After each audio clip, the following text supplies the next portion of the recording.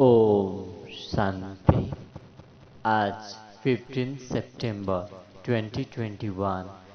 आज ज्ञान सागर हम बच्चों को मीठी मीठी शिक्षा दे रहे हैं।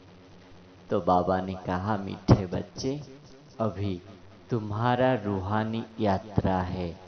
तुम अमर लोक की यात्रा पर हो। जो सच्चे ब्राह्मण होते हैं वो ही इन बातों को समझ सकते हैं। तुम्हें आपस में शुभ सम्मिलन करना है, अपने आप से बातें करना है।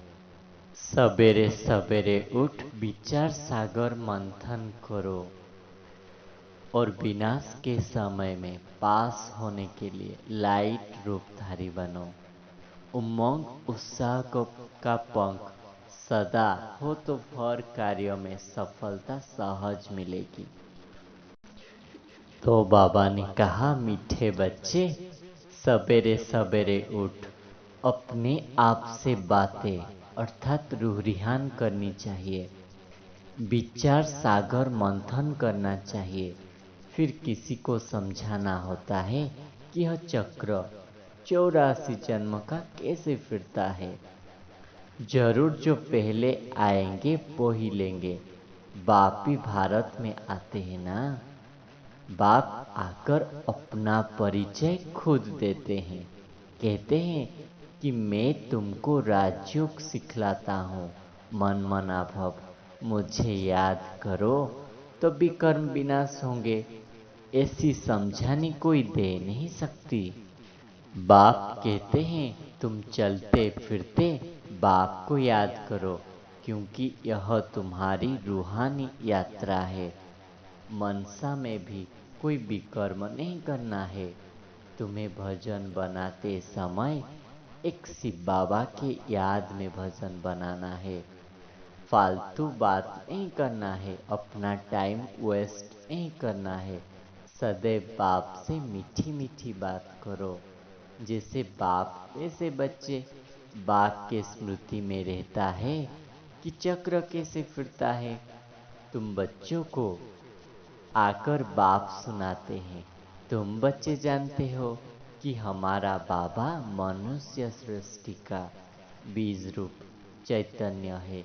कितनी सहज बातें हैं, परंतु फिर भी समझते नहीं, क्योंकि पत्थर बुद्धि है ना। फिर बाबा वैराग्य देते हैं कि मीठे बच्चे, इस पुराने दुनिया को जीते जी भूल जाओ। पुराना शरीर छोड़ देंगे, क्योंकि यह तन अब काम का नहीं है। आत्मा जब पवित्र होती है तो शरीर भी पवित्र मिलता है। आपस में ऐसे ऐसे मीठी मीठी बातें करनी है। इसको कहा जाता है शुभ सम्मिलन, जिससे अच्छी अच्छी बातें हो।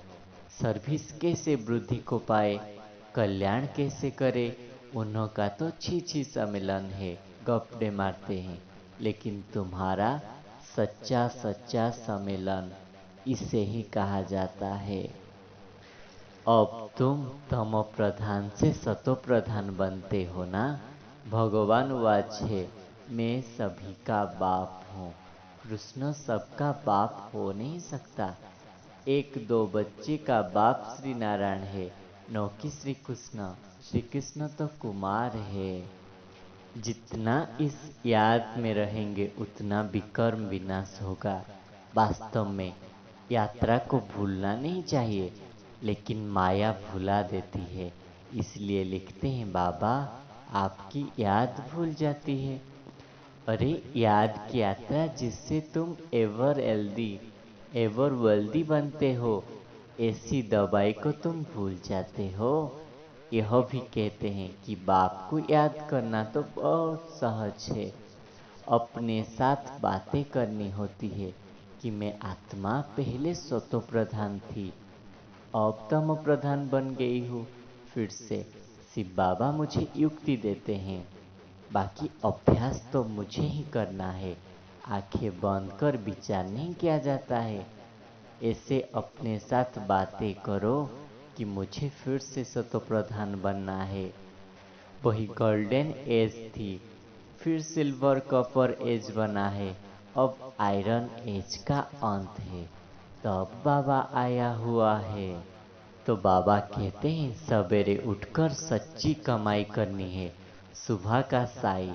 तो उस साई को याद करने से तुम्हारा बेड़ा पार हो जाता है। तुम जन्म जन्मांतर भक्ति मार्ग में यात्रा करते करते बहुत धक्के खाए हो।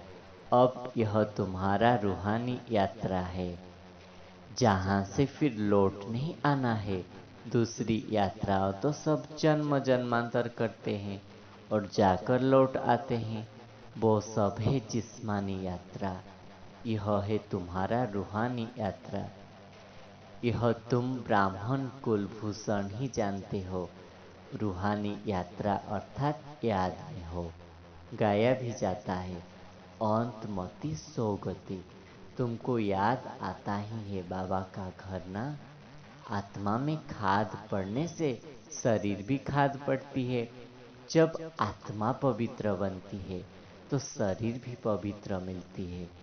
यही भी तुम बच्चे ही समझते हो, बाहर वाले तो कुछ नहीं समझते। तुम ब्राह्मण कुल माना ईश्वरीय कुल, पहले है निराकारी कुल, फिर आती है साकारी सृष्टि। सूक्ष्म वतन तो कुल होते ही नहीं, ऊंचे से ऊंचा साकार में हो। तुम ब्राह्मण का कुल, तुम ब्राह्मण आपस में भाई बहन हो। बहन और भाई होने के कारण विकार में जा नहीं सकते। तुम अनुभव से कह सकते हो कि यह पवित्र रहने की बड़ी अच्छी युक्ति है। हर एक कहते हैं हम ब्रह्मा कुमार कुमारी है। तुम्हारा अब 3 बाप है, एक है लौकिक, अलौकिक और पारलौकिक। लौकिक और पारलौकिक बाप को तो सब जानते हैं, लेकिन अलौकिक बाप पर सब मुझ पड़ते हैं। परंतु ये ब्रह्मा बाबा को कभी कोई पुकारते नहीं है। यह बाबा ही होता है ब्राह्मण बच्चों का। उन दोनों को तो सब जानते हैं, बाकी सब मौज जाते हैं इस ब्रह्मा पर, क्योंकि सूक्ष्म वतन में ब्रह्मा को दिखाते हैं ना। लेकिन जो प्रजापिता ब्रह्मा है वो तो जरूर सृष्टि रचा होगा ना, तो यहाँ होना चाहिए। फिर वरदाता बाप, आज हम बच्चों को वरदान दे रहे हैं। आकारी लाइट रूपधारी भव। विनाश के समय पेपर में पास होने वाले आकारी लाइट रूपधारी भव। विनाश के समय पेपर में पास होने व सर्व परिस्थितियों का सामना करने के लिए आकारी लाइट रूपधारी बनो। जब चलते फिरते लाइट हाउस हो जाएंगे तो आपका यह रूप दिखाई नहीं देगा। जैसे पाठ बजाने समय चोला धारण करते हो, कार्य समाप्त हुआ चोला उतरा। 1 सेकेंड में धारण करो और 1 सेकेंड में न्यारे हो जाओ। जब यह अभ्यास होगा तो देखने वाले अनुभव करेंगे कि यह लाइट के वस्त्रधारी है, लाइट ही इन्हों का श्रृंगार है। तो बाबा ने कहा जब विनाश का समय होगा तो उस समय सर्व परिस्थितियों को सामना करने के लिए अपने को आकारी लाइट रूपधारी बनाना पड़ेगा। जब चलते फिरते हम लाइट हाउस का अभ्यास करेंगे तो ये रूप माना ये शरीर दिखाई नहीं देगा।